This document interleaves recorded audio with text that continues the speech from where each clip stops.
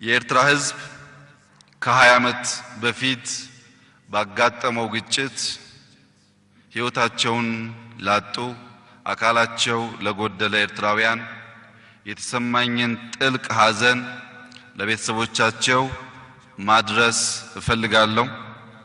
ከእንግዲህ በኋላ ያንን ጦርነት አናውሳም። ከእንግዲህ በኋላ ያለንን እምቅ አቅም፣ የልማት አቅም፣ የሰላም አቅም እየተናገርን ሁለቱን ህዝቦች በፍጥነት ሰርተን በመካስ በሁለቱ ሀገራት መካከል ያለውን ግንኙነት ወደ ላቀ ደረጃ እንደምናሸጋግር በዚሁ አጋጣሚ ላረጋግጥላችሁ እወዳለሁ። የሚያሳዝነኝ ነገር ቢኖር ሰላም ማጣታችን ነው። But of course, the most lamentable thing in this is that something I regret very much, that we did not have peace. አያቶቼ ሰላም አልነበራቸውም። My grandparents did not know peace. አባቴ ሰላምን አያውቅም። My father did not know peace in this country. እኔ ሰላምን አላውቅም። And I don't know peace. ምናልባት ልጄም And who knows, my child or my children also will never experience peace in our, and I'm very sorry about that. በቅርብ ጊዜያት ወዲህ እንኳን እያነሳን ያለነው የወደብ ጥያቄ ጉዳይ አለ። ይሄ የወደብ ጥያቄ ጉዳይ በቀጥታ ተያያዥነቱ ከኢኮኖሚ ነው። ብዙ ጫጫታ ቢኖርበትም ዞሮ ዞሮ ለዚህ የሚከፈል ነገር ካለም ከፍለን ኢትዮጵያ የወደብ ባለቤት መሆን አለባት በሚል ነው። አማራጭ የማግኘት ብቻ አይደለም። ወደብ ከሆነ ፖርት ሱዳንም፣ ላሙም፣ ባይዶዋም፣ በርበራም በሙሉ መጠቀም እንችላለን። ለሱ ለማድረግ ነው የምንሞክረው። ሲ አክሰስ ግን አንድ የተወሰነ ቦታ ላይ ማግኘት አለብን። ይቀር ቦታ ላይ መከላከል ምንችልበት፣ ኢንቨስት ማድረግ ምንችልበት ያስፈልገናል የሚል ነው። በዚህ ረገድ የሁሉም ኢትዮጵያዊ የጋራ ኃላፊነት ይሆናል። መቼ እናርገው? ትክክለኛው መቼ ጊዜ ነበር ከተባለ የምኒልክ ጊዜ ነው። በምኒልክ ጊዜ ልናሳካው አልቻለም። ከአድዋ በላይ መሻገር የአድዋን ድልም ያስበላ ስለነበረ አንዳንድ ሰዎች እንደሱ ስለሚወቅሱ ነው። ታሪኩ ግን የሚነግረን እሱ ነው። የአድዋ ድልን ያሳኩ ምኒልክ በዛው እግራቸው መረብን መሻገር ሞክረው ቢሆን ኖሮ የአድዋን ድልም ያስበሉ ነበረ። አሁን ያላት ኢትዮጵያንም በዚህ መልክ ላናገኛት የምንችልበት እድል ይኖር ነበር። ግን ትክክለኛው ጊዜ ያኔ ነው። ቢሆን ኖሮ ከውጭ መጣውን ጠላት መከተን እስከ ወዳኛው ከውሃ ባሻገር መውሰድ ተገቢ ነበር። ሁለተኛው የኃይለ ሥላሴ ነው። ደርግ እንኳን ትንፋሽ የነበረው አይመስለኝም። ሶስተኛው የኢህአዴግ ነው። አራተኛው ትክክለኛ ጊዜ አሁን ነው። መቼ ነው ትክክል ጊዜ የሚሆነው ከተባለ ትላንትና ነው ትክክለኛው ጊዜ። ሁለተኛው ትክክል መቼ ነው ከተባለ አሁን ነው።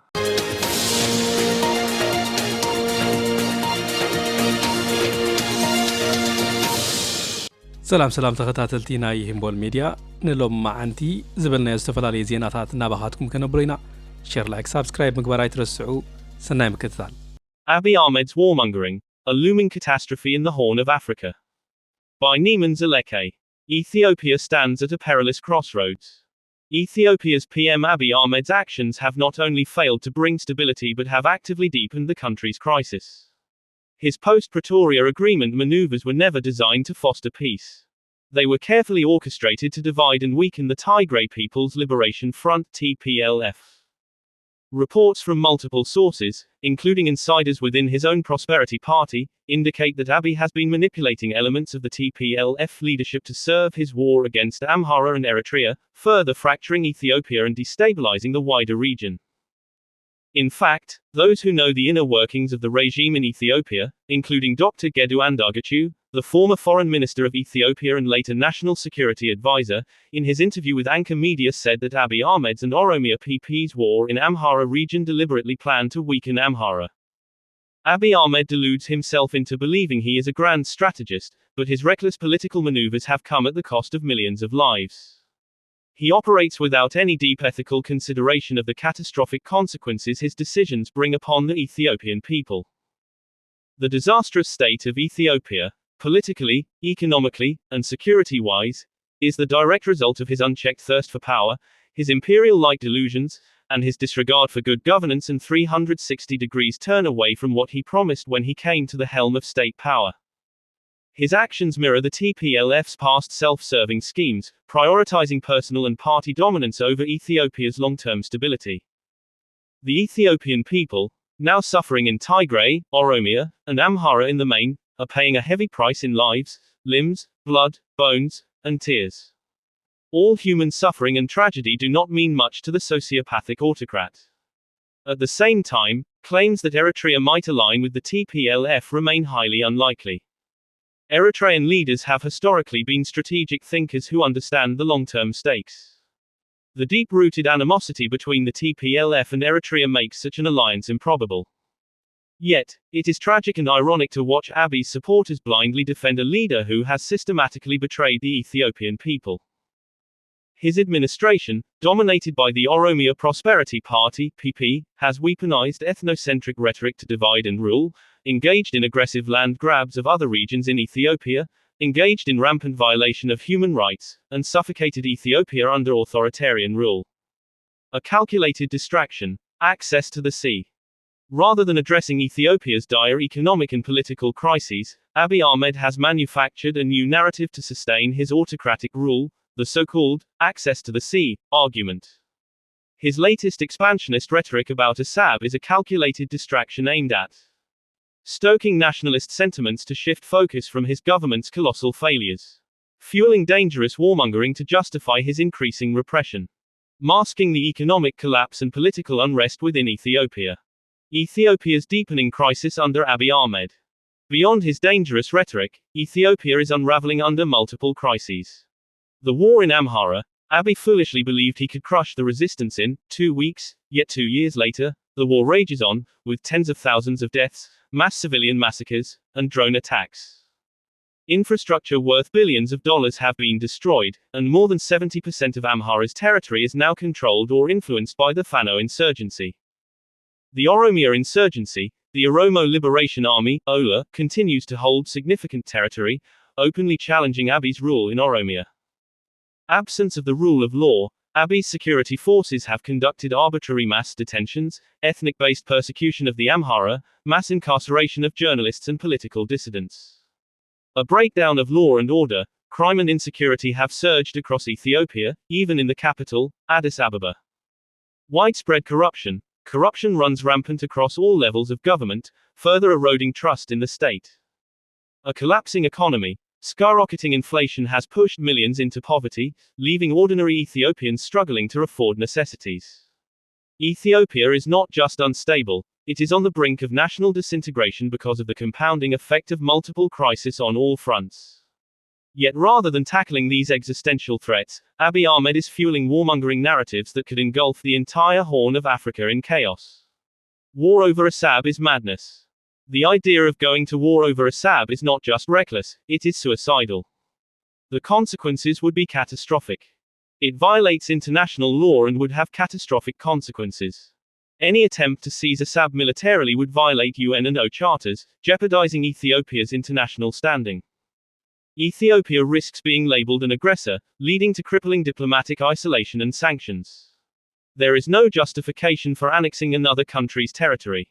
This is not Crimea, and Ethiopia is not Russia as some foolishly argue as of late. War would bring economic and humanitarian devastation, tens of thousands would be displaced, and Ethiopia would descend into yet another endless war. It would drag other actors into the conflict, including Somalia, Sudan, Djibouti, Egypt, and Yemen, potentially leading to a regional proxy war. Terrorist groups like Al-Shabaab and other extremists could exploit the instability, threatening the security of Ethiopia and its neighbors. 2. It distracts from Ethiopia's real crisis. Ethiopians are not demanding a war over ports, they are demanding justice, peace, dignity, and basic services like food, water, healthcare, education, and infrastructure.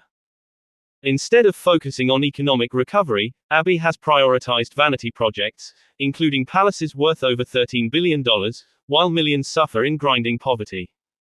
A corrupt, authoritarian government should not be allowed to escape accountability by fabricating a foreign conflict.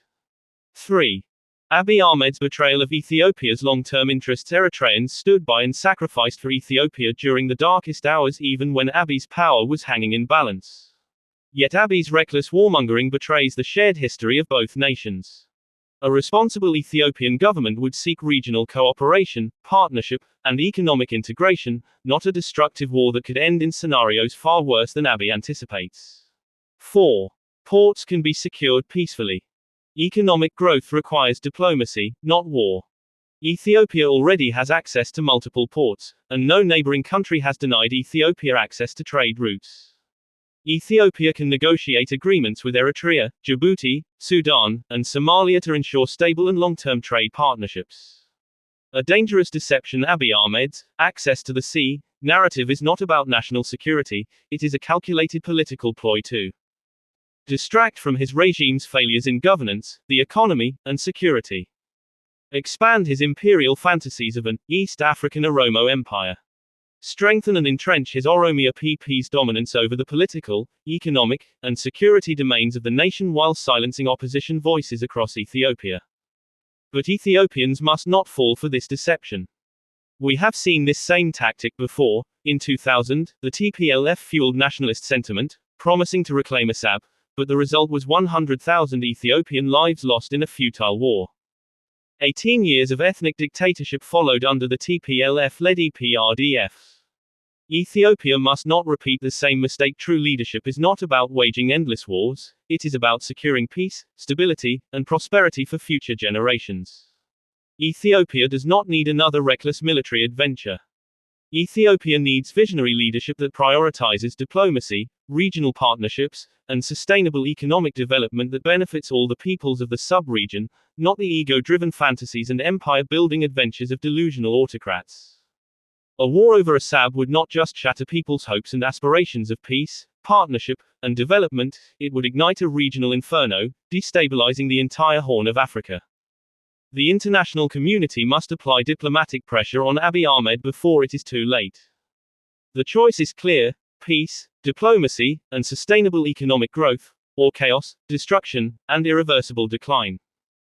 Ethiopians must choose wisely, ethically, legally, and strategically, not emotionally, not nostalgically, and certainly not under the influence of Abiy Ahmed's dangerous propaganda diversionary tactics to shift the focus away from the plethora of internal strife and crisis he either exacerbated or created.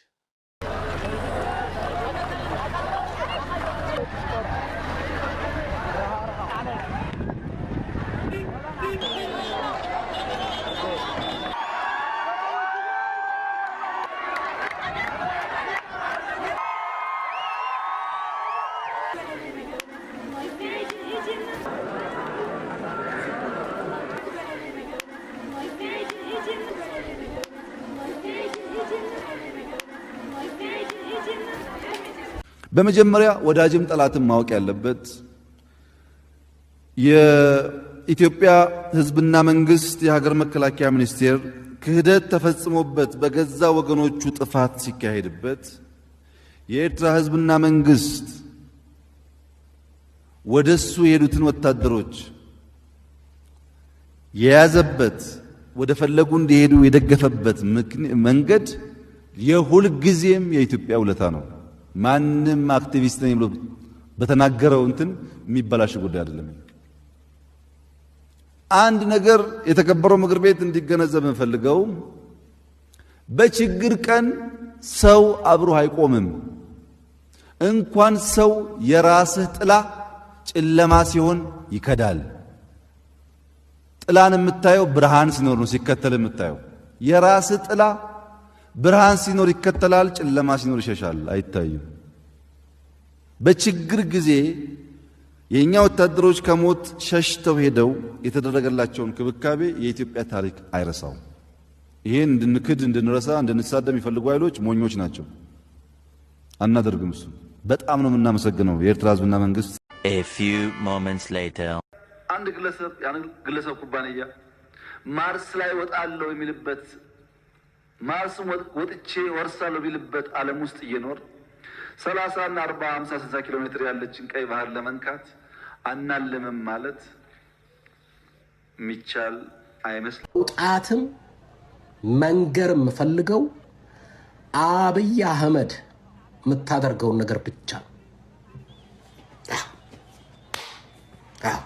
ምክንያቱም በሶማሊያ አገር ሄደህ በሶማሌላንድና በሶማሊያ መካከል የፈጠርከው ቴንሽን፣ በአማራ ህዝብና በትግራይ ህዝብ መካከል የፈጠርከው ቴንሽን፣ በአዲስ አበባ ህዝብና እዛ በኦሮሚያ አካባቢ በሚኖር ህዝብ መካከል የፈጠርከው ቴንሽን፣ በሶማሌና በኦሮሚያ መካከል የፈጠርከው ቴንሽን፣ በአፋርና በሶማሊያ መካከል የፈጠርከው ቴንሽን ስልጣንህ ላይ ለመቆየት እርስ በእርስ እያባላህ አሁን ደግሞ የግዴታ ስልጣንህን ለማራዘም ወደብ አመጣለሁ ወደብ እሰጣለሁ የወደብ ጥያቄ አምጥተህ ህዝቡን ሞቢላይዝ አድርገህ ጦርነት ልትጀምር ራሴ ደተዋጋ Calling this chaotic would be an understatement. Let me ask you a question instead. What would you do if your country was constantly beset with turmoil? Whatever your answer, it won't match the president's. Abiy Ahmed is a Nobel laureate. He won the Nobel Peace Prize. In the last few years, he's led 3 wars, and now he's hinting at a 4th one. He's been drumming up tensions. This time with all of Ethiopia's neighbors. It started with his statements on the Red Sea. Abiy Ahmed wants access to it, the Red Sea. Slight problem though. Ethiopia is a landlocked country, one of the most populated landlocked nations in the world. And Abiy Ahmed feels that geography is hurting his economy. So what's the solution? Take a port from a neighbor, it seems. Let me quote from what he said. The lack of port access was, quote unquote, a potential source of future conflict. It does sound like a threat, and it's being seen as a threat by all of Ethiopia's seafaring neighbors. The irony is inescapable. Abiy Ahmed won the Nobel Peace Prize in 2019 for resolving the border conflict with Eritrea. And now he's pressuring the same country for port access, also hinting at conflict should he be denied. Eritrea has called Abiy Ahmed's request, quote unquote, excessive. They say it has, and I'm quoting again, perplexed all concerned observers. But Abiy Ahmed believes that access should be given on historical, geographical, ethnic, and economic grounds. Those are his words. Let me explain this. Here's the historical argument. Long ago, Ethiopia controlled the entire Horn of Africa region. Abiy Ahmed also quoted a 19th century general. He said the Red Sea was Ethiopia's natural boundary. He seems to be forgetting the cardinal rule. War is bad for business. Ethiopia's president should know this better than most. He has fought wars since coming to power. 2 wars. A 3rd conflict is underway. Thousands have been killed. His country is reeling from war exhaustion. And amid all of this, what does he plan to do? Ramp up tensions over a port. So we have to ask, when is the right time to rescind a Nobel Peace Prize? Because for Abiy Ahmed, it should have been years ago. We will keep it not only on the African continent, but in the Horn of Africa, Nile Basin area. A lot going on with Ethiopia, Somalia, the region of Somaliland that has a lot of implications for the Horn more broadly, Djibouti, Eritrea, other countries. Nonetheless, to get into at least some of that, we are very, very honored to be joined here on the show by Ilia Samari, who's an Eritrean American journalist, geopolitical analyst, and a founding member of the Peacebuilding Center for the Horn of Africa based in Asmara. Ilyas, as always, thanks so much for being with us. Well, Rania and Eugene, as always, I'm happy to join you on Freedom Side. Belated Happy New Year. I wish it was under better circumstances, but the struggle goes on, I guess. Indeed, indeed. Well, Happy New Year to you as well, sir. And I guess let me start here. People probably in the U.S. have maybe seen a few headlines. There's a lot of tension between Ethiopia and Somalia now because of a deal signed between the government of Ethiopia and the regional government of Somaliland to access a port. So I think for the average person who doesn't know much about the area, they might assume, why is this so controversial? They're signing a deal in a port. So maybe let's just start there. Why has this sort of kicked over a hornet's nest? Well, I'll try to be as brief as possible, explaining a very complex situation. I'm glad you brought Brother Musab from Sudan, because I'm going to making some linkages. There are essential linkages, even linkages further on with the genocidal war that's going on in Gaza and the Ansarullah, fight in the Red Sea, Gulf of Aden.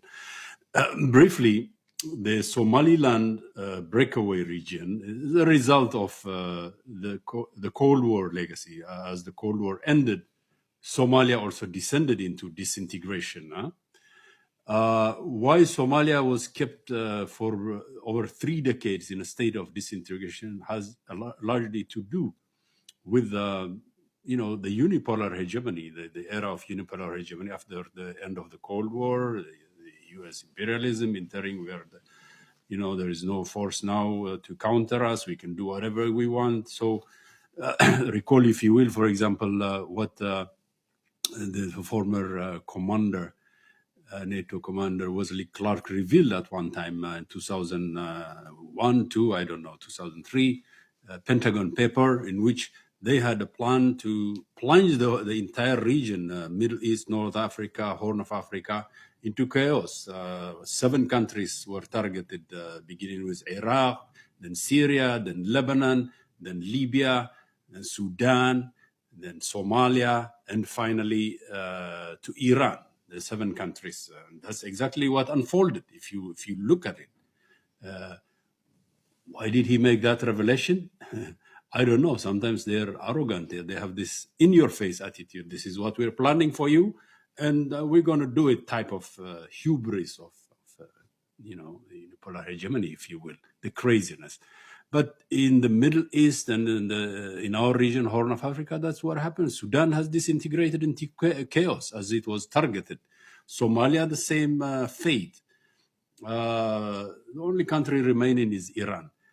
But to come back to the point, because I have to, in the brief moment that I'm given, I have to cover a lot of ground. To come back to the point, Somaliland was a breakaway. Meantime, in the rest of Somalia, the struggle was going on to reconstitute and, to emerge from the ashes of state collapse. Meantime, the client regime of TPLF in Ethiopia, U.S. client regime, was continuously prodded by its patron, the U.S., to unleash chaos in that part of the world, to divide Somalia along clan lines, to constantly,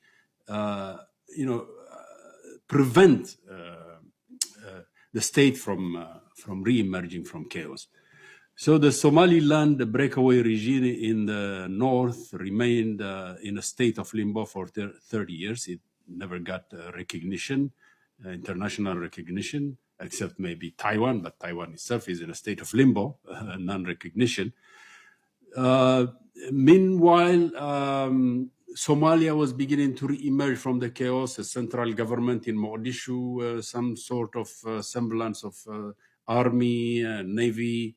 In Ethiopia, too, the TPLF regime was ousted, so this reformist government led by Prime Minister Abiy, Ahmed Ali, came to power. There were a lot of hopes in the beginning for a new beginning, but those hopes are dashed now. I have to be brutally honest, call a spade a spade. Ethiopia is in a state of chaos also, disintegrating towards state collapse. So this desperate prime minister there, Abiy Ahmed Ali, is maneuvering to hoodwink the people and to divert their attention away from the urgent task in Ethiopia, the economic collapse, the ongoing wars in the Amhara region, genocidal wars, some would charge.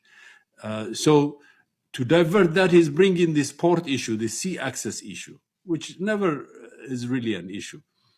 And so a memorandum of understanding was signed with the breakaway regime of Somaliland, which has no authority, no legality, sovereignty to give away coastal, access for naval base or what have you, according to the memorandum of understanding.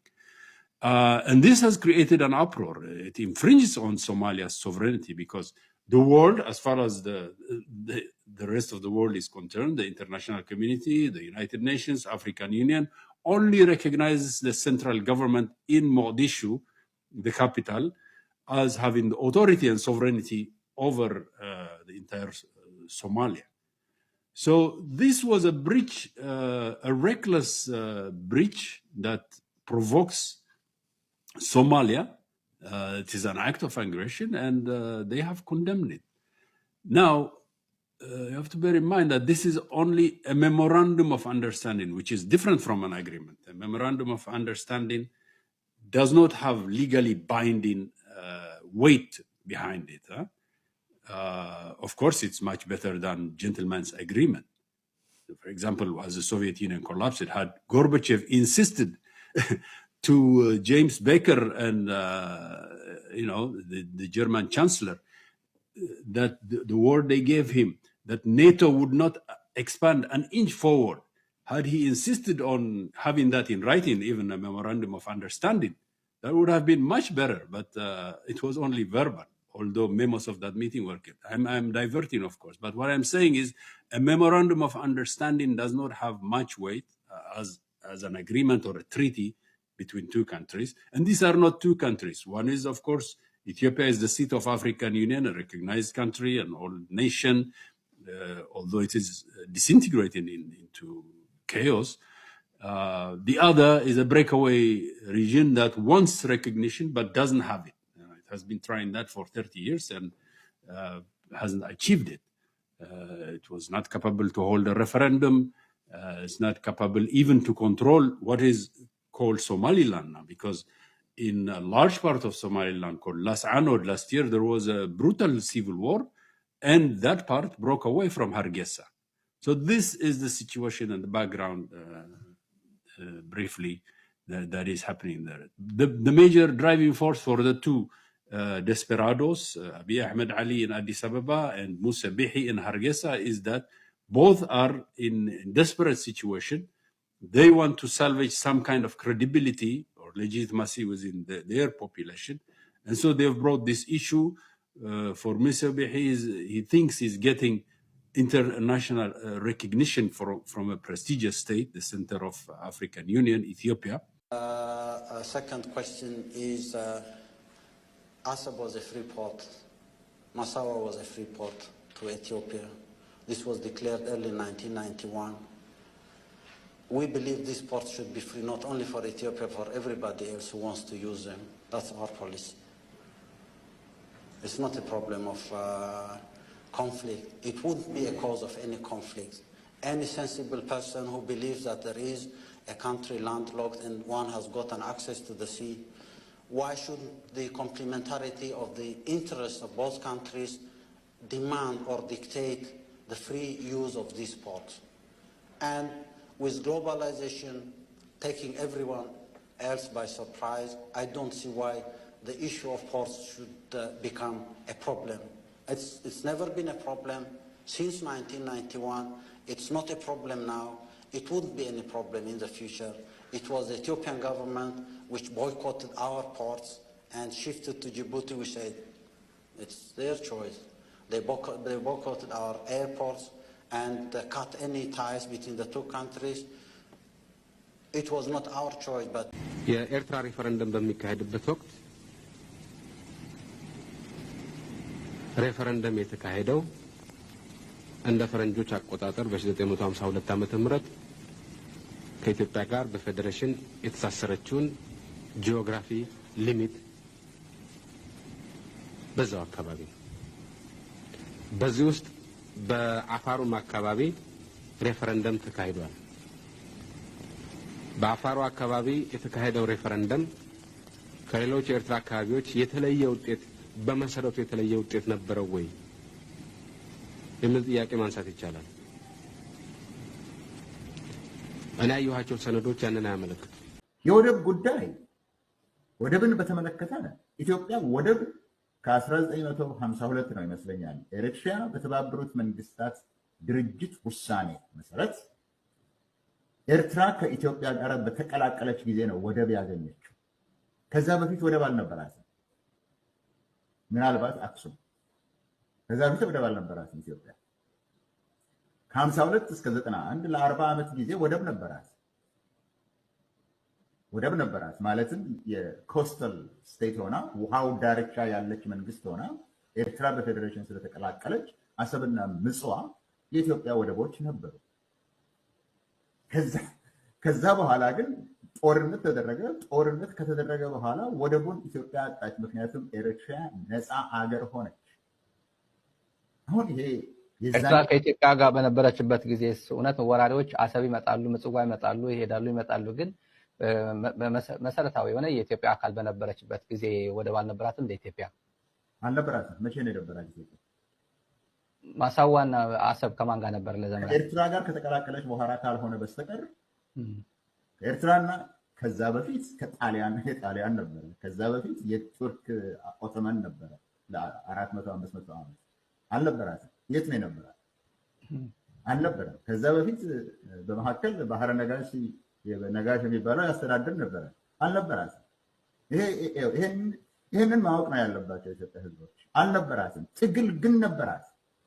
ትግል ግን ከሜዲቫል ጊዜ ጀምሮ የወደብ ባለቤት ለመሆን ወይም አክሰስ ቱ ሲ የሚለው ታሪክ አለው። ራሱን የቻለ ሰፊ ታሪክ አለው።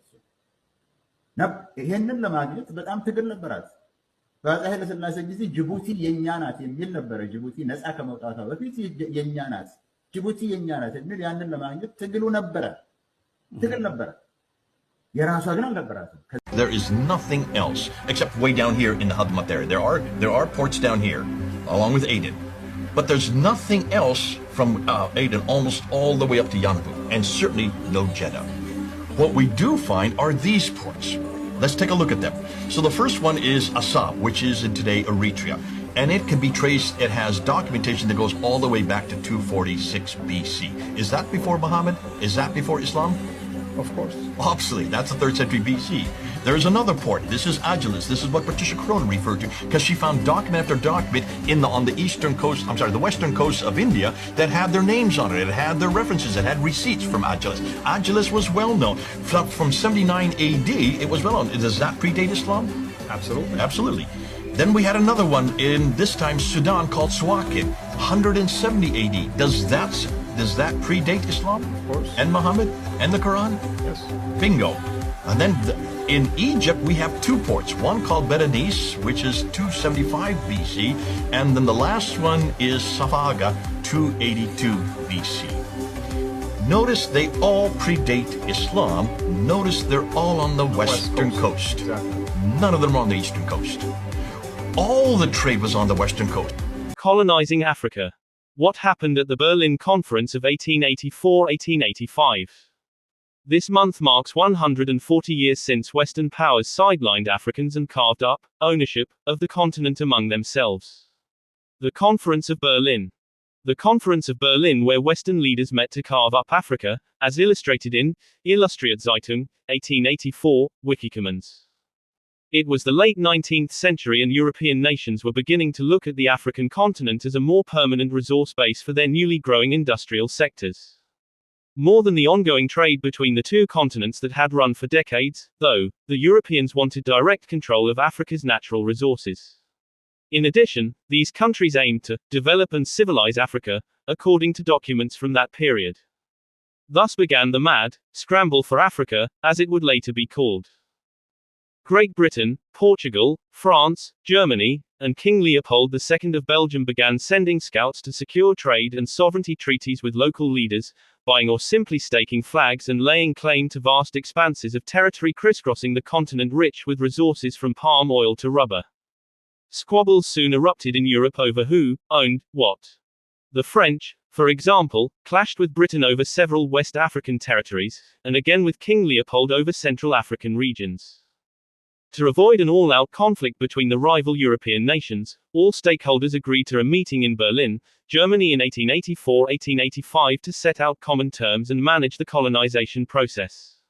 No African nations were invited or represented. What was the Berlin Conference about? In November 1884, German Chancellor Otto von Bismarck took up the task of calling for and hosting the conference in Berlin at the Reich Chancellery, his official residence on 77 William Street. For months leading up to that, French officials, in missives to Bismarck, had raised worries about Britain's gains, especially its control of Egypt and the Suez Canal transport route. Germany, too, was worried about conflicting areas with the British, such as Cameroon. The Bismarck-led talks lasted from November 15, 1884 until February 26, 1885. On the agenda was the clear mapping and agreement of who owned which area. Regions of tax-free commerce and free navigation, particularly in the Congo and Niger River basins, were also to be clarified. Who attended? Ambassadors and diplomats from 14 countries were present at the meeting. 4 of them, France, Germany, Britain, and Portugal, already controlled the most African territory and were thus the chief stakeholders. Belgium's King Leopold also sent emissaries to secure recognition of the International Congo Society, an association formed to establish his personal control of the Congo Basin. No African leader was present. A request by the Sultan of Zanzibar to attend was dismissed. Aside from those were 9 other countries, most of whom would end up leaving the conference with no territory at all. They were Austria-Hungary, Denmark, Russia, Italy, Sweden, Norway, Spain, Netherlands, Ottoman Empire, Turkey, United States of America, US. What was the outcome? Over 3 months of haggling, European leaders signed and ratified a General Act of 38 clauses that legalized and sealed the partition of Africa. The US ended up not signing the treaty because domestic politics at the time began to take an anti-imperialist turn.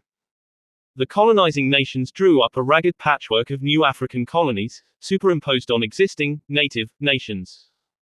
However, many of the actual borders recognized today would be finalized at bilateral events after the conference, and following World War I, 1914-1918, when the Ottoman and German empires fell and lost their territories. In addition, the General Act internationalized free trade on the Congo and Niger River basins. It also recognized King Leopold's International Congo Society, which was controversial because some questioned its private property status. However, Leopold claimed he was carrying out humanitarian work. Areas that ended up under Leopold, known as the Congo Free State, would suffer some of the worst brutalities of colonization, with hundreds of thousands worked to death on rubber plantations, or punished with limb amputations.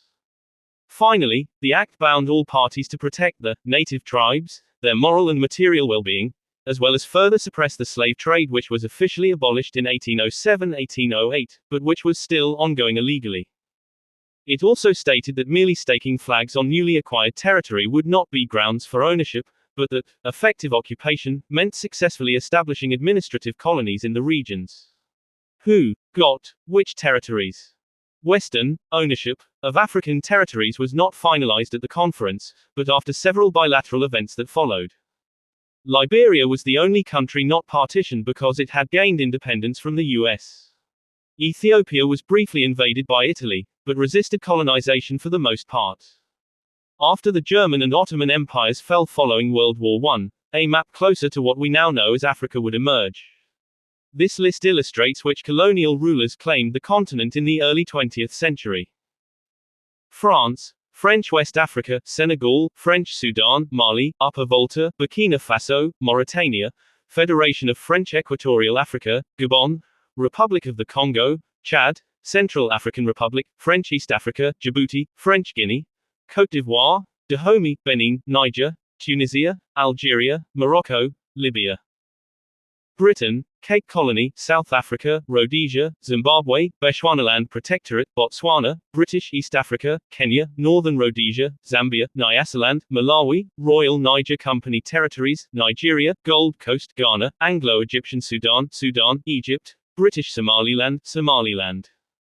Portugal, Portuguese East Africa, Mozambique, Angola, Portuguese Guinea, Guinea-Bissau, Cape Verde.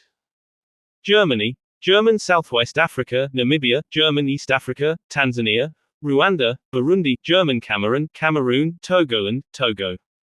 Belgium, Congo Free State, Democratic Republic of the Congo. Italy, Italian Somaliland, Somalia, Eritrea. Spain, Equatorial Guinea, Rio Muni. What did the conference change? Historians point out that unlike what is widely believed, the Berlin Conference did not kickstart the colonization process. Instead, it accelerated it. While only about 20% of Africa, mainly the coastal parts of the continent, had already been staked by European powers before the conference, by 1890, 5 years after it, about 90% of African territory was colonized, including inland nations. Colonialists were believed to have largely disregarded previous alignments and grouped peoples of different cultures and languages together, even groups that were never friendly towards each other. But there are also those, like researcher Jack Payne, who say the conference itself was of little consequence, that some African countries were already mapped out in earlier expeditions, and that many of the borders we recognize now would not be formalized until much later.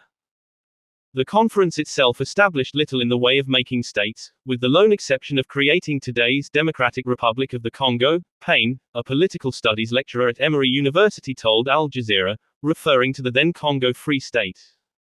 The reason the conference convened in the first place was because Europeans had already initiated a scramble for African territory, he added.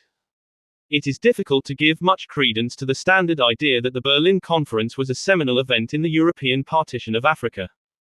Tom Mboya of Kenya.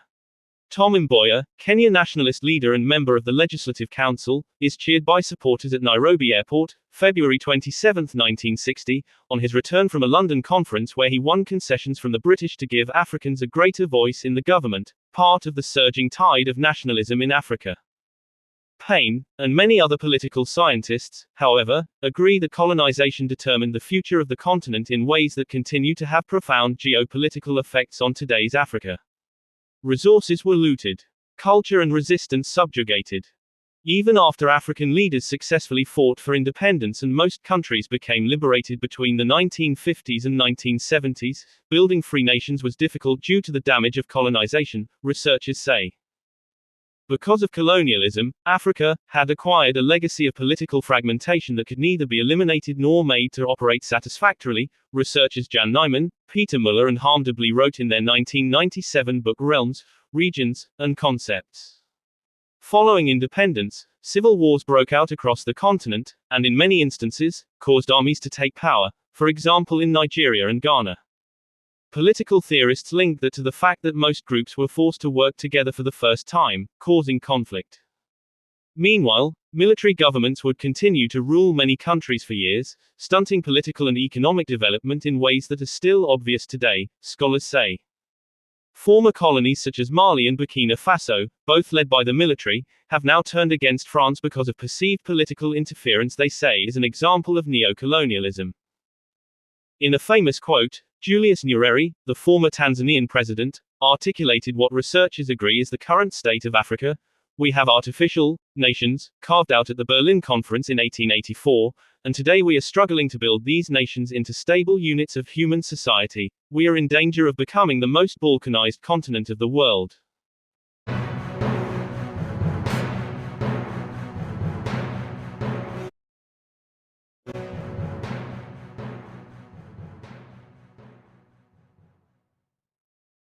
ኣህጉራዊ ማሕበረሰብ ሕጅስ ሓላፍነት ክስከም ግቡእ እዩ ኣብ ፈለማ ዝሰሙን እዚ ሚኒስተር ጉዳያት ወፃኢ ኤርትራ ዑስማን ሳልሕ ኣብ ኣስመራ ንዝርከቡ ዲፕሎማስያኛታትን ወከልቲ ሕቡራት ሃገራትን ኣንጻር ኤርትራ ዝጋዋሕ ዘሎ መጋገዪ ሓበሬታን ናይ ሓሶት ክስታትን ብዝምልከት መብርሂ ሂቡ ሰራዊት ኤርትራ ኣብ መሬት ክልል ትግራይ ናይ ኢትዮጵያ ከም ዘሎ ምሲልካ ዝንዛሕ ሓሶት መሰረት ከም ዘይብሉ ብምግላጽ ድማ ሓይልታት ምክልኻል ኤርትራ ካብ ሕዳር 2022 ጀሚሩ ናብ ውሽጢ ፍሉጥ ኣህጉራዊ ደቡብ ከም ዝሰሓበ ኣነጺሩ ንኤርትራ በጃ ውሽጣዊ ቅልውላዋት ኢትዮጵያ ናይ ምግባር ፈተነ ከም ዘሎ ጠቂሱ ድማ ውዕል ፕሪቶርያ ዘቤታዊ ጉዳይ ኢትዮጵያ ምዃኑ ኤርትራ ኣብ ውሽጢ ትግራይ ኣብ ዝተኸስተ ናይ ስልጣን ቁርቁስ ኢዳ ክትእቱ ድሌት ከም ዘይብላ ኣረዲዩ ብተወሳኺ ንሓደገኛ ብህሎታት ኢትዮጵያ ብዛዕባ ምርካብ በሪ ናብ ቀይሕ ባሕሪ ነቂፉ እቲ መብርሂ ነቲ ዘሎ ኩነታት ብቐጥታ ኣብ ርእሲ ምቕራብ ብዙሓት ጉዳያት ዘጉልሒ ነይሩ ማሕበረሰብ ዓለም ሰላም ከተባብዕ እናተገብኦ ኣብ ዞባ ዘይርጉእነት ኣብ ምጉሃር ዝነበሮ ታሪኻዊ ግደ ሓይልታት ዓለምና ፍትሕን ኣህጉራዊ ሕግን ክኽበር ኣብ ክንዲ ምጽዋዕ ልኣላውነት ኤርትራ ኣብ ምግሃስን ወረራት ኣብ ምትብባዕን ዝጸንሖም ተራ ብምንጻር ድማ ኣብ ቀርኒ ኣፍሪቃ ወጥሪ ኣብ ዝዓርገሉ ዘሎ እዋን ኣህጉራዊ ማሕበረሰብ ኣብ ጎንቲ ንነዊሕ እዋን ዝፈሸለሉ ጉዳይ ፍትሒ ደው ክብል ግህሰት ኣህጉራዊ ሕጊ ብምኹናን ፀረ ወራር ጽኑዕን መትከላውን መርገጽ ክሕዝ ሓላፍነቱ ምዃኑ ኣስሚሩሉ መሰር ርእሰ ውሳነ ህዝቢ ኤርትራ ምንፋግን ዕሽሽ ምባልን ሃስያ ማሕበረሰብ ዓለም ኣብ ልዕሊ ህዝቢ ኤርትራ ነዊሕ ታሪኻዊ ሰረት ዘለዎ እዩ ድሕሪ ካልኣይ ኩናት ዓለም መሰር ርእሰ ውሳነ ህዝቢ ኤርትራ ንግሎባዊ ረብሓታት ተባሂሉ ገንሸል መስዋዕቲ ኮይኑ እዩ ኤርትራ ድሕሪ ብመግዛእቲ ጣልያንን ምምሕዳር ብሪጣንያን ብዘይድሌት ህዝባ ምስ ኢትዮጵያ ብፌደሬሽን ከም ትቆረን ተገይሩ ሓላፊ ክፍሊ ጉዳያት ወፃኢ ኣሜሪካ ዝነበረ ጆን ፎስተር ዳላስ ኣብ መስከረም 1952 ኣብ ባይቶ ጸጥታ ሕብራት ሃገራት ዝበሎ እቲ ውሳነ ብስትራቴጂያዊ ረብሓ ምዕራባውያን ዝተደረኸ ምንባሩ ዘነጽር እዩ ብዓይኒ ፍትሒ ርእይቶ ህዝቢ ኤርትራ ኣብ ግምት ክኣቱ ነይርዎ እንተኾነ ንስለ ስትራቴጂያዊ ረብሓ ሕብራት መንግስታት ኣሜሪካ ኣብ ማያት ቀይሕ ባሕርን ዓለማዊ ሰላምን ጸጥታን እታ ሃገር ምስ ተባዓልቲ ቃል ኪዳንና ዝኾነት ኢትዮጵያ ክትቁረን ግድን ገይርዎ ኣሎ ኣብ ዝቐጸለ ግዜ እውን ኢትዮጵያ ደይመደይላ ንፌደሬሽን እናፍረሰቶን ንኤርትራ ብሓይሊ እናለሓቐታን ኩሉ መሰላታ ህዝባ ኤርትራ እናተጋሃሰን ኣህጉራዊ ሕጊ እናተጣሓሰን እንከሎ ማሕበረሰብ ዓለም ኣስቂጢ ዝዕዘብ ነይሩ ንዓሰርተታት ዓመታት ንሕቶ መሰር ርእሰ ውሳነ ህዝቢ ኤርትራ ዓሽ ስለ ዝበሎ ከዓ ኤርትራ በይና ብዘይ ዝኾነ ኣህጉራዊ ምትእታውን ደገፍን ኣብ ኣፍሪቃ እቲ ዝነውሐ ኩናት ከተካይድ ተቐሲባ እዚ ብዘይ ዋላ ሓደ ለውጢ ክሳብ 1991 ንፍርቂ ዘመን ዝቐጸለ ኩሉ መዳያዊ ወፅዓን ግህሰትን እዚ ኣብ ሰነት 1980 ናይ ኣህጉራዊ ሊግ ንመሰልን ሓርነትን ህዝብታት ብኸምዚ ስዕብ ሰፊሩ ይርከብ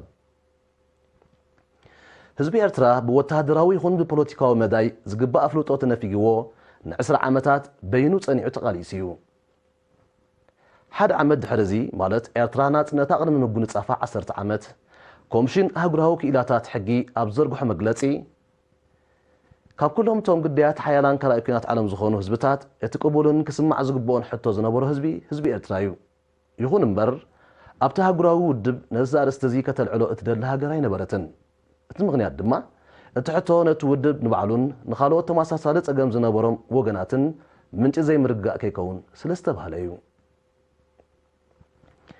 ኤርትራ ብ 1991 ወግዓዊት ኣባል ውድብ ሕብራት ሃገራት ምስ ኮነት ፕሬዚደንት ኢሳያስ ኣፈወርቂ ኣብ ሓፈሻዊ ባይቶ ናይቲ ውድብ ነቲ ዝነበረ ዕሽሽታ ኣመልኪቱ መደረ ስሚዑ ነይሩ እቲ ናይ ስቓትን ጸማም እዝንን ዓመታት ንስቓይ ህዝብና እናውሕዎ እዩ ኢድ ወረርቲ ናጻ ብምግዳፍ ከዓ ጸገማትና ክናዋሕን መስዋዕትና ክበዝሕን ዓብ እግደ በርኪቱ እንተኾነ ንእምነትና ፍትሒ ኮነ ኣብ ተዓዋትነት ጉዳይና ኣይግደሎን ከምቲ ምስላ ኤርትራ በትሪ ሓቅስ ትቐጥን እምበር ኣይትስበርን ዝብሎ መወዳእቱ ፍትሒ ተዓዊቱ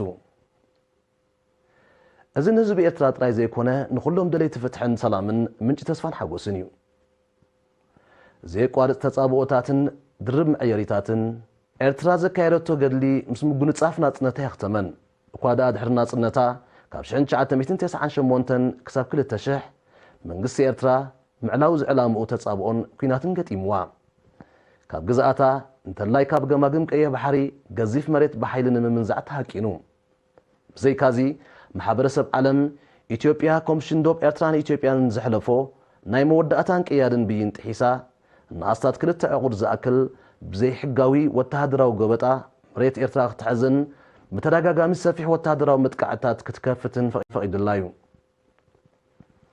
ሓይልታት ምዕራብ ድማ ኣብ ክንዲ ነቲ ኢትዮጵያ ትፍጽሞ ዝነበረት ጥሕሰታት ሕጊ ምኹናንን ነቲ ንሳ ተካይዶ ዝነበረት ተጻብኦን ምትንዃላትን ይድግፍዎ ነይሮም ኣብ ከምዚ ዓይነት ኩነት ኢትዮጵያ ኣብ ትሕቲ ወያነ ከም መሓዛ ምዕራብ ተወሲዳ ኣዝዩ ብዙሕ ባጀታውን ዓይነታውን ናይ ወፃኢ ደገፍ ተቐቢላን ዕዳኣ ተሰዝላን እዩ እቲ ዝበኣሰ ብትእዛዝ ሓይልታት ምዕራብን ዞባውያን ልኡኻቶምን ብዘይ ጭቡጥ መርትዖ ናይቲ ዝቐርብ ዝነበረ ጥቐነታትን ክስታትን ኣብ ልዕሊ ኤርትራ ሓደገኛን ቀጽዓን እገዳታት ምትግባር እዩ እዚ ተጻባኢ ስጉምታት እዚ ነቲ ኤርትራ ተካይዶ ዝነበረት ሃገር ናይ ምህናፅ ጻዕርን ዞባዊ ዝምድናታት ናይ ምዕዛዝ ተበግሶን ዓንቂፅዎ ጥራይ ዘይኮነ ተጻባኢ ተግባራት እውን ከም ዝስዕርር ገይሩ እዩ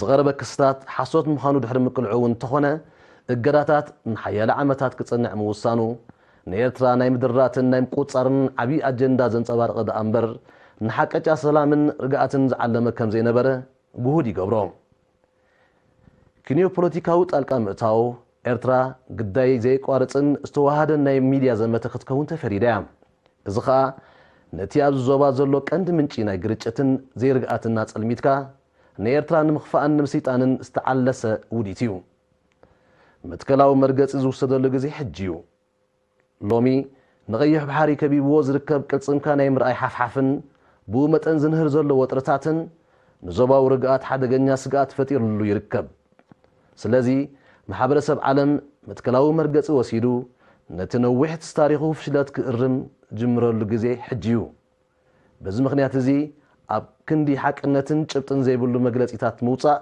ወይ እውን ንኽልቲኡ ወገን ማዕረ ዝርኢ ቀል ዓለማዊ መርገፂ መሓዝ ማሕበረሰብ ዓለም ነቶም ኣህጉራዊ ሕጊ ዝጥሕሱ ዘለዉ ነቶም ስጋኣታት ዘጓሃሩ ዘለዉ ከምኡውን ነቶም ኣብ ላዕላውነትን መሬታዊ ሓድነትን ካልኦት ሃገራት ስጋኣት ዝፈጥሩ ዘለዉ ወገናት ብዝሓየለን ብዘየወላውልን መገዲ ክኹንኖም ይግባእ እቲ ምንታይ ፍትሕን ሰላምን ኪንዮዚ ዝጠልቦ ነገር ስለዘየልቦ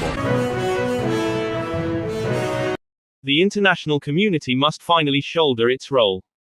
Earlier this week, Osman Saleh, Eritrea's foreign minister, delivered a briefing to diplomats and UN officials in Asmara, addressing the recent flood of misinformation and false accusations being peddled against Eritrea. He categorically rejected false claims of Eritrean troops' presence in the Tigray region of Ethiopia, reaffirming that the EDF units have been fully redeployed within the country's internationally recognized borders since November 2022. He also dismissed attempts to scapegoat Eritrea for Ethiopia's ongoing internal crises, clarifying that Eritrea views the Pretoria Agreement as an internal Ethiopian matter and has no intention of intervening in the ongoing power struggle in Tigray. Additionally, he criticized Ethiopia's dangerous rhetoric regarding access to the Red Sea. Beyond setting the record straight, the briefing highlighted a broader issue: the international community's historical role in exacerbating regional instability rather than promoting peace. Instead of upholding justice and international law, global powers have repeatedly undermined Eritrea's sovereignty and emboldened aggression in the region. As tensions now escalate across the Horn of Africa, the international community must finally do what it has long failed to: stand up for justice, condemn violations of international law, and take a firm, principled stance against aggression. Denying and ignoring Eritrea's right to self-determination. The international community's harmful actions toward Eritrea have deep historical roots. After World War II, the Eritrean people's aspirations for independence were sacrificed for geopolitical interests. Following Italian colonization and a period under British administration, Eritrea was federated with Ethiopia against the wishes of its people. This decision was driven by Western strategic interests. As articulated by John Foster Dulles, the international community must finally shoulder its role in a September 1952 speech to the UN Security Council. From the point of justice, the opinions of the Eritrean people must receive consideration. Nevertheless, the strategic interest of the United States in the Red Sea Basin and considerations of security and world peace make it necessary that the country be linked with our ally, Ethiopia. As Ethiopia systematically dismantled the federation and forcibly annexed Eritrea, the international community remained utterly silent, failing to condemn these blatant violations of Eritrean rights and international law. Over decades, the international community ignored Eritreans' calls for self-determination, forcing the country to endure Africa's longest war without international support or intervention. In fact, not once throughout nearly a half-century until 1991 did Eritrea, the scene of Africa's longest war and victim of some of the grossest violations of human rights, figure on the agenda of the UN. In the foreword of the proceedings of the Permanent People's Tribunal of the International League for the Rights and Liberation of People, convened in 1980, it was declared, "No important struggle, be it in terms of military intensity or in terms of political impact, is so poorly known, indeed ignored, as is that which the Eritrean people have been engaged in for 20 years. Similarly, the following year, a decade before Eritrea would eventually gain independence, the International Commission of Jurists stated that, of all the people who, since the Second World War, have been the victims of great power rivalries and ambitions, perhaps the one with the greatest claim for consideration is the people of Eritrea. Nevertheless, no nation has yet been willing to raise the issue of the rights of these people in the United Nations. The truth is that the Eritrean question is a source of embarrassment both to the UN itself and to almost all interested parties." Following Eritrea's formal admission into the UN in 1993, Eritrean President Isaias Afwerki addressed the General Assembly, reflecting on the years of neglect. The years of deafening silence pained our people. It also gave a free hand to the aggressors, thereby prolonging our suffering and increasing the sacrifices we had to make. But it neither shook our resolve nor undermined our belief in the justness of our cause and the inevitability of our victory. As an Eritrean proverb says, the rod of truth may become thinner but it cannot be broken. Indeed, justice has finally prevailed.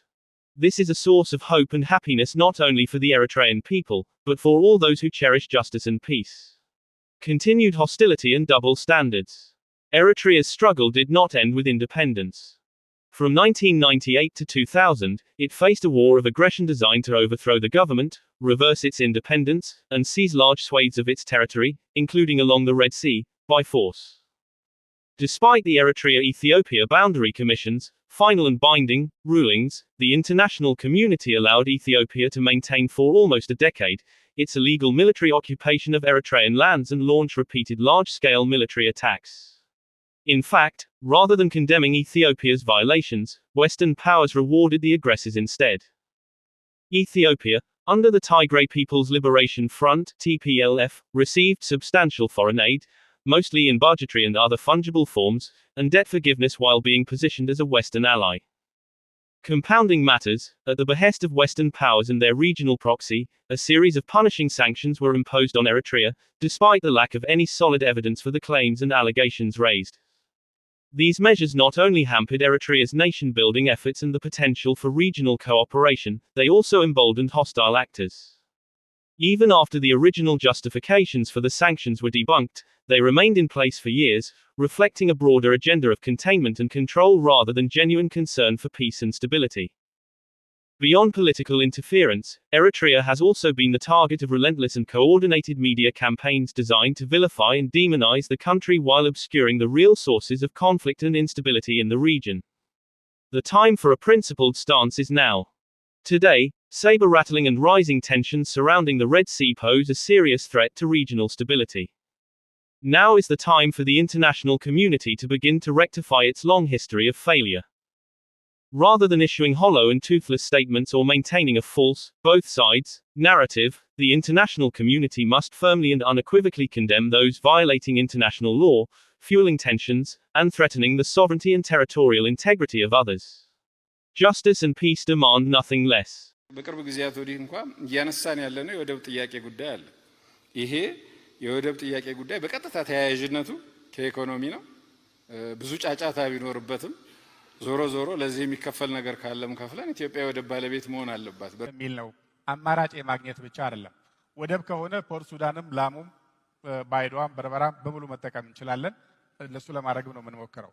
ሲ አክሰስ ግን አንድ የተወሰነ ቦታ ላይ ማግኘት አለብን። ይቀር ቦታ ላይ መከላከል የምንችልበት ኢንቨስት ማድረግ የምንችልበት ያስፈልገናል የሚል ነው። በዚህ ረገድ የሁሉም ኢትዮጵያዊ የጋራ ኃላፊነት ይሆናል። መቼ እናርገው? ትክክለኛው መቼ ጊዜ ነበር ከተባለ የምኒልክ ጊዜ ነው። በምኒልክ ጊዜ ልናሳካው አልቻለም። ከአድዋ በላይ መሻገር የአድዋን ድልም ያስበላ ስለነበረ አንዳንድ ሰዎች እንደሱ ስለሚወቅሱ ነው። ታሪኩ ግን የሚነግረን እሱ ነው። የአድዋ ድልን ያሳኩ ምኒልክ በዛው እግራቸው መረብን መሻገር ሞክረው ቢሆን ኖሮ የአድዋን ድልም ያስበሉ ነበረ። አሁን ያላት ኢትዮጵያንም በዚህ መልክ ላናገኛት የምንችልበት እድል ይኖር ነበር። ግን ትክክለኛው ጊዜ ያኔ ነው። ቢሆን ኖሮ ከውጭ መጣውን ጠላት መከተን እስከ ወዳኛው ከውሃ ባሻገር መውሰድ ተገቢ ነበር። ሁለተኛው የኃይለ ሥላሴ ነው። ደርግ እንኳን ትንፋሽ የነበረው አይመስለኝም። ሶስተኛው የኢህአዴግ ነው። አራተኛው ትክክለኛ ጊዜ አሁን ነው። መቼ ነው ትክክል ጊዜ የሚሆነው ከተባለ ትላንትና ነው ትክክለኛው ጊዜ። ሁለተኛው ትክክል መቼ ነው ከተባለ አሁን ነው። ብልጽግና ማለት ኩራት ማለት ስልጣኔና ሀብት መሆኑ ፈጠራ መሆኑ ቀርቶ ስልጣን መሆኑ ነው። ሁሉም ብድግ ብሎ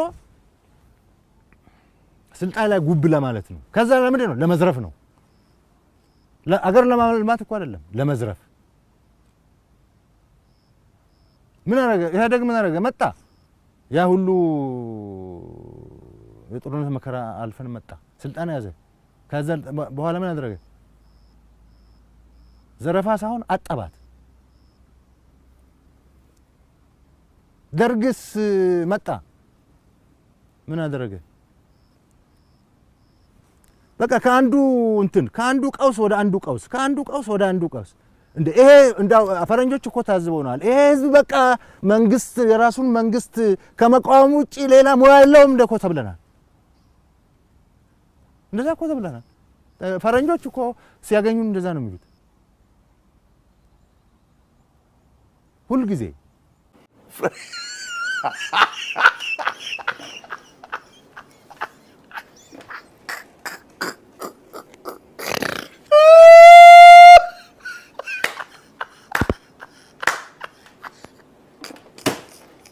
ኤርትራ መሬቷን እንጂ ህዝቧን አንፈልግም የሚለው አሰራር የት እንዳደረሰን እናውቃለን። የት ነው የደረሰው? ከመሬት ውጪ ከህዝብ ውጪ መሬት የለም፣ ፋይዳ የለውም፣ የመጨረሻ ውሳኔም የህዝቡ ነው ብለን እስከምን ድረስ ግን የሰላም አቅጣጫን ተመልክተናል ማለት ነው። እኛ የግድ ሁሉም ሰው የሰላም አቅጣጫ መከተል አለበት ብለን አንል። እኛ ጦርነትን በቴሌቪዥን አይደለም የምናውቀው። እኛ ጦርነትን በወሬ አይደለም የምናውቀው።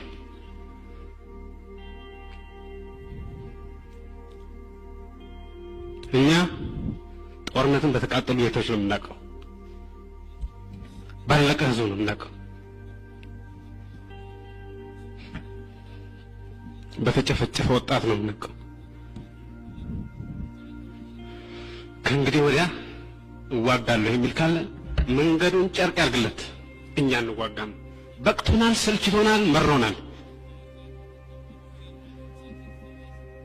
ለምን የሰላም መንገድ አልተከተላችሁም ብለን እኛ በማንም ላይ የምንጭነው ነገር የለም።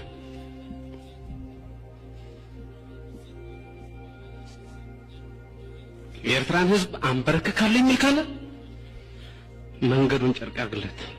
እኛ በዚህ ጨዋታ ውስጥ የለንም።